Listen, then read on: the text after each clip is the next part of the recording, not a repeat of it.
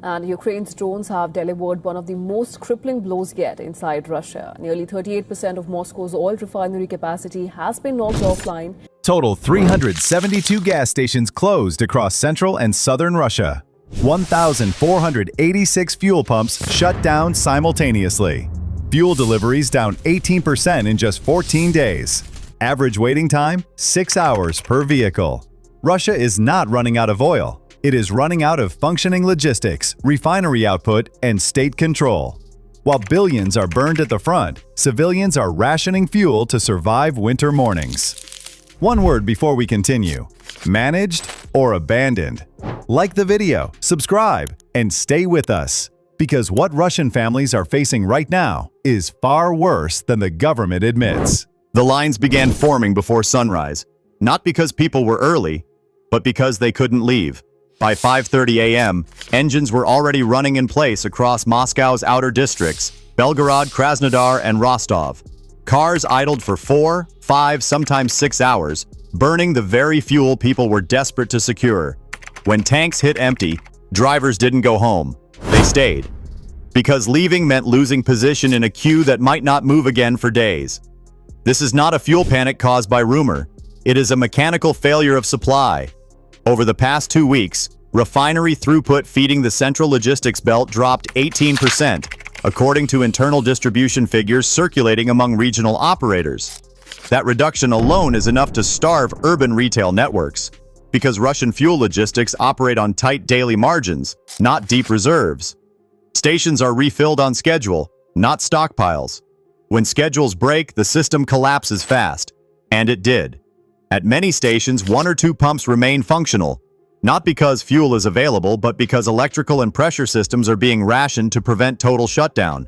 At others, pumps are powered but dry. The signage reads, "Technical maintenance." The reality is emptiness. For civilians, the consequences are immediate and physical. Mothers sleep in back seats to keep children warm. Elderly drivers shut engines off every 20 minutes to conserve fuel, risking frozen batteries and stalled vehicles. Taxi drivers, a backbone of urban transport, are walking away from cars mid-shift because spending 6 hours for 10 liters destroys any chance of earning a living. This is winter logistics. When fuel stops, movement stops. When movement stops, cities begin to freeze. Public transport is already strained. Bus depots report delayed departures as diesel allocations are redirected toward priority users. That phrase matters because it no longer means hospitals or emergency services alone. It now includes military-linked logistics, security convoys, and state contractors. Civilian fuel is being deprioritized, and people feel it. Social media channels across Russian regions show the same scenes repeating: arguments breaking out at stations, drivers sleeping on cardboard, handwritten signs offering cash premiums for access to pumps that don't exist. This is not hysteria. It is recognition. People understand something fundamental has changed. Russia has oil. Russia has refineries. But Russia no longer has control of this. The system that once guaranteed abundance is now unable to deliver basics to its own population. Not because of sanctions alone, not because of the weather, but because the state has chosen to reallocate capacity away from civilian life. Every liter burned at the front is a liter not delivered to a city. Every railcar prioritized for military supply is a railcar not carrying gasoline to stations. And in a country that spans 11 time zones, fuel is not convenience, it is survival infrastructure. What we are witnessing is not an inconvenience. It is the first visible fracture in the social contract, and once people are forced to fight each other over fuel in freezing temperatures, that fracture spreads fast.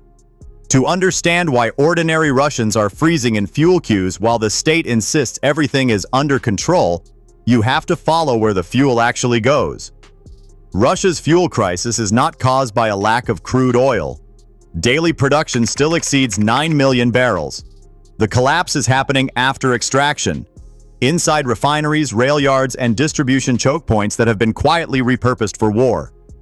Over the last 60 days, at least 12 major refining units across southern and central Russia have operated below optimal capacity. Some were damaged. Others were shut down temporarily for maintenance that never ended. Distillation columns, catalytic cracking units, and control systems rely on imported components that are now unavailable or delayed by months.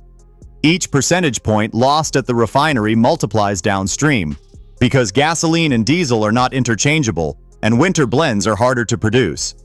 As output fell, the state made a decision. Fuel deliveries were redirected. Rail priority lists show a clear shift beginning in early winter. Trains carrying military diesel, aviation kerosene, and armored vehicle fuel were moved ahead of civilian tankers. The rail network is already saturated. When ammunition and fuel for the front take precedence, civilian supply doesn't slow, it disappears. This is why stations are closing simultaneously, not gradually. When deliveries miss 2 consecutive cycles, operators shut pumps to avoid damage, vandalism, and liability. Once closed, reopening requires guaranteed resupply, something many regions no longer have. The financial layer makes it worse. Fuel companies are being forced to sell domestically at controlled prices, while export margins remain higher. With state revenues under pressure, subsidies arrive late or not at all. Selling fuel locally now means selling at a loss.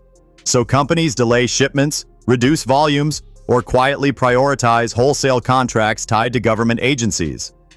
The result is a silent rationing system, not announced, not regulated, but enforced through scarcity.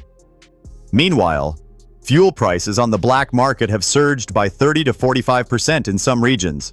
What used to be emergency reserves are now commodities traded behind depots and through informal networks. This isn't a rumor, it's basic economics under stress. For civilians, this creates a brutal paradox. Fuel exists, but only for those with access, connections, or authority. The state calls this stabilization. People on the ground call it abandonment. And there's another consequence few are talking about yet. When diesel quality drops, as refineries bypass proper processes to keep output flowing, engines suffer, filters clog, injectors fail, vehicles stall in freezing temperatures. A civilian car breaking down is a personal disaster. A truck breaking down is a supply failure. Multiply that across thousands of vehicles and logistics begin to eat themselves alive. This is how systems collapse quietly. Not in explosions, but in queues, delays, and exhaustion. Russia's fuel crisis isn't about running out of oil, it's about running out of margin. And once the margin is gone, every cold morning becomes a test of endurance, not just for families, but for the state itself. Fuel shortages don't stay technical for long, they become social, then politics. And in Russia right now, that transition is already underway. When cars stop moving, work stops. In regions like Belgorod, Krasnodar, Rostov, and parts of the Moscow periphery, taxi fleets have reduced operations by 30 to 50% in the last 2 weeks alone. Ride prices spike, workers arrive late, shifts are missed, wages shrink. For people living paycheck to paycheck, a full tank is no longer a convenience. It is survival. Public transport isn't immune either. Municipal bus depots rely on bulk diesel deliveries. When those deliveries slip, routes are quietly cut. First evenings, then weekends, then entire lines disappear without announcement. Authorities call it schedule optimization. Commuters experience it as being stranded in minus 15 degrees Celsius with no explanation. This is where anger begins to harden. Social media footage already shows arguments breaking out at stations, drivers accusing attendants of favoritism, police called not to manage traffic, but to prevent fights. In several regions, local administrators have asked federal authorities for emergency fuel allocations. The responses, when they come, are slow and conditional.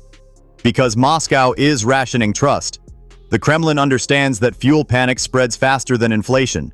That's why state media barely mentions the closures. No scrolling banners, no press conferences. Instead, officials repeat the same line.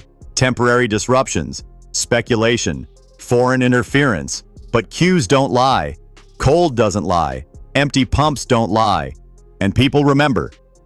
Russia's political system depends on a simple exchange, stability in return for obedience.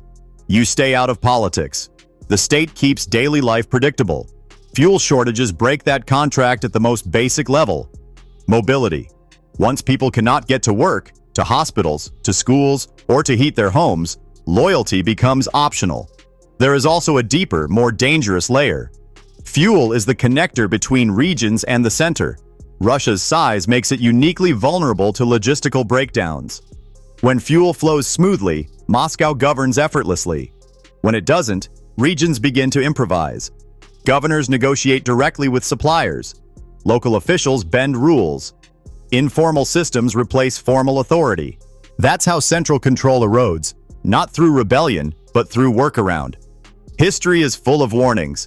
In late Soviet years, shortages didn't trigger immediate revolt. They triggered loss of belief. People stopped trusting official numbers, stopped listening, stopped waiting. That psychological shift matters more than any protest, and winter amplifies everything.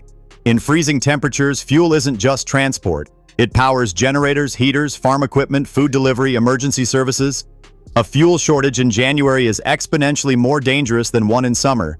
Every hour without diesel increases risk of accidents, of hypothermia, of cascading failures. The state knows this. That's why export bans were extended. Why emergency measures are whispered, not announced. Why Belarusian fuel imports are quietly discussed. But these are patches on a widening crack. Russia is not facing a single fuel crisis. It is facing overlapping breakdowns, financial, logistical, industrial, and political, all converging at the gas pump. When people line up for hours in the dark to buy something their country supposedly has in abundance, they stop asking technical questions. They ask moral ones, and once that starts, control becomes much harder to refill than a tank. What we are seeing on Russia's roads is not just inconvenience. It is a warning signal from a system under strain. When fuel becomes scarce, everything else follows. Work collapses, transport fractures, trust erodes. For ordinary families, this is no longer about politics or propaganda. It is about getting through the day without freezing, without losing income, without being stranded. The Kremlin can extend export bans. It can blame speculators. It can silence coverage. But it cannot hide empty pumps, 6-hour queues, or the quiet anger building inside frozen cars at dawn. Russia does not lack oil. It lacks resilience. And resilience is what holds a country together when pressure rises. The question now is not whether this crisis will pass. It is what comes after it.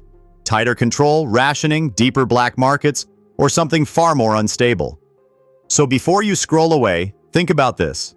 When a state cannot guarantee fuel in winter, what else is already failing beneath the surface? We'll keep following what the headlines won't show: the human cost, the structural cracks, and the consequences still coming. Stay with us.